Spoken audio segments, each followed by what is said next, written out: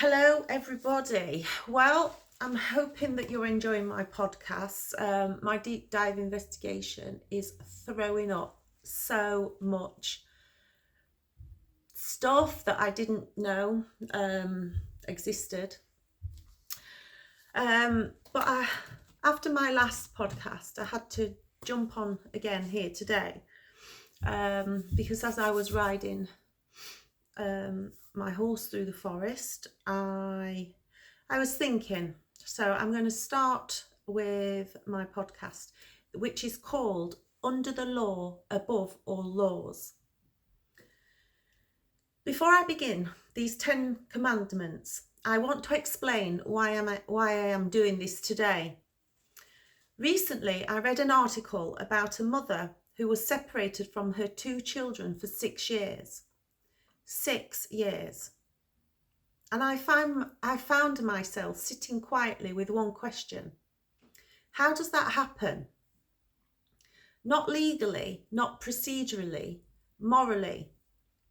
How does a society reach a point where a mother can be absent from her children's daily lives for years and the people involved continue as normal? When you have lived through separation yourself, not 6 years,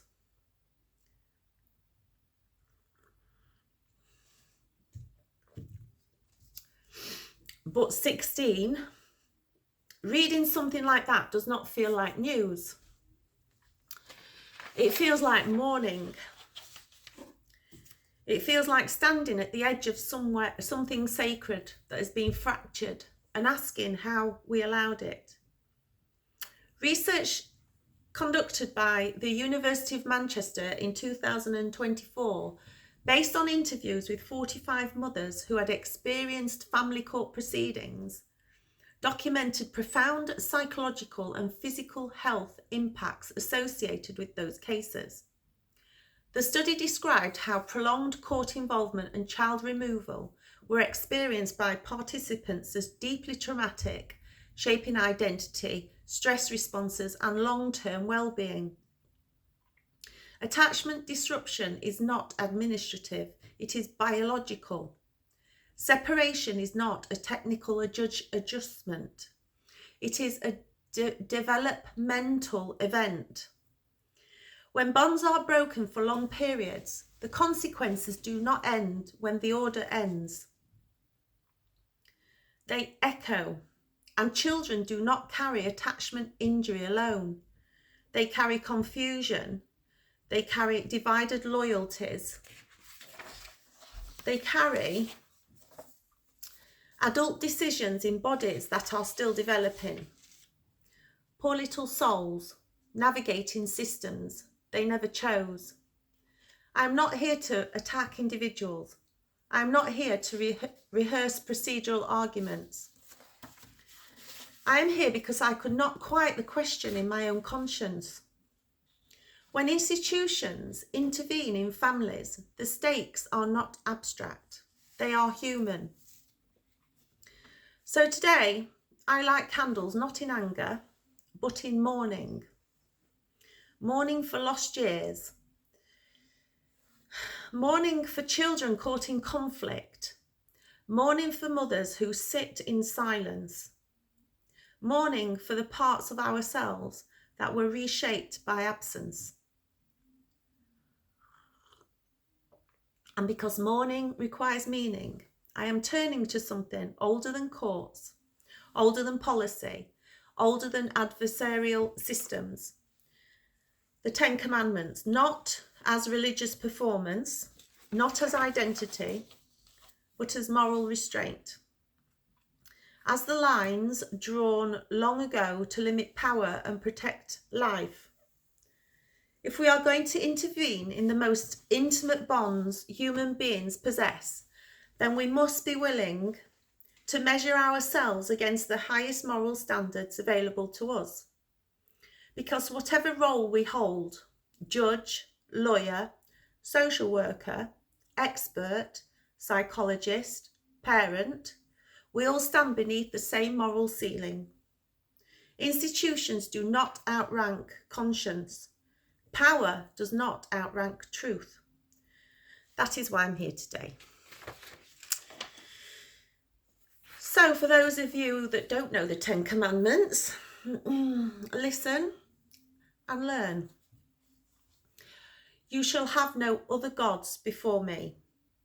This commandment dethrones every human structure. No system is ultimate. No verdict is ultimate. No reputation is ultimate. When authority becomes unquestionable, it becomes an idol.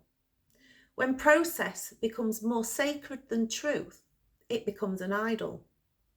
When career becomes more sacred than conscience, it becomes an idol. Moral truth stands above power. Number 2, you shall not make for yourself an idol. An idol is anything we refuse to question. A model, a label, a theory, a narrative. When you reduce a human being to a category and stop looking for evidence that contradicts it, you are protecting an image rather than practicing justice. 3, you shall not take the name of the Lord in vain. Using moral language to disguise immoral action, using best interests while ignoring evidence, using terminology to silence lived experience. If you invoke moral language, you must live up to it. Number 4, remember the Sabbath day and keep it holy. The Sabbath is restraint. Stop, reflect. You are not all powerful. When decisions become routine, human beings become paperwork. You are handling lives. Number 5, honour your father and your mother. The parent-child bond is foundational. Attachment is biology, not ideology. If a child must be protected, it must be proven with gravity. To fracture that bond lightly is to dishonour something fundamental. Number 6, you shall not murder. Life is more than a pulse. Life is identity, belonging, attachment, dignity. For 16 years, I have lived with decisions that fractured my existence, my reputation dismantled, my role as a mother severed, my presence removed, my peace shattered. It does not stop your heart, but it changes how you breathe. Was life protected or diminished? 7, you shall not commit adultery. Adultery is betrayal of covenant. Trust is the glue of families. Children absorb the consequences when adults betray it. Number 8, you shall not steal. Time can be stolen.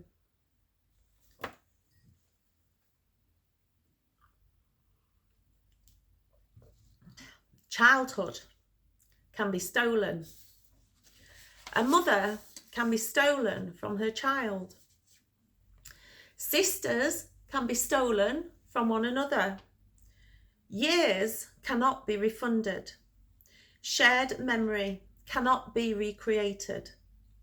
When time between mother and child is removed unnecessarily, something irreplaceable is taken.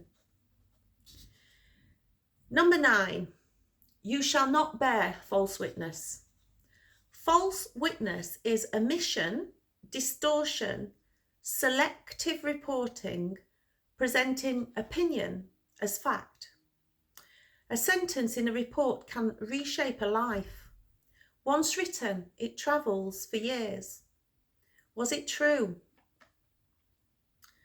And number 10, you shall not covet. The desire to be right, the desire to win. The desire to protect reputation over truth. Control must never outrank conscience. You shall not murder. You shall not steal. When time is taken, life is diminished. When bonds are severed, something sacred is wounded. For 16 years, I have lived in that intersection. This is not rage. This is conscience. Mother-child bonds are older than institutions. Moral law is older than both. If you hold authority over families, remember, you are not ultimate, you are accountable. And to my daughter, truth does not expire. Love does not vanish because it was made absent. No amount of time can erase that I am your mother. I do not speak to pressure you. I speak because conscience requires voice. Whatever path you walk it.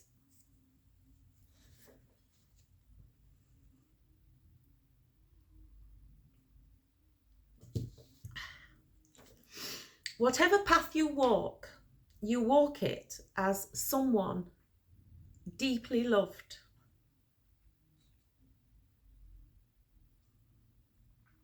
Love, when real, simply remains. So that, my viewers, is today's podcast. And it all started with Hannah Summers's article where a mother was given her son back.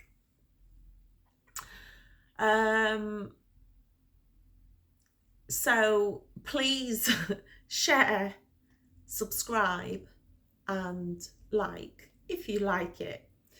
The podcast that I've been trying to do for several days now, I will get round to it, but I just thought this one was quite important today. The article and the Manchester University study is in the description box of my podcast yesterday. So you can, which one was it? The podcast yesterday. Well, listen, just find it. I had like a pink cardigan on, similar to this. I like pink. So I'll just read you what's on my mug. Happiness, anytime, any place, anywhere. Just pick it up. And at the bottom, I want to kiss you, my baby. Have a lovely day.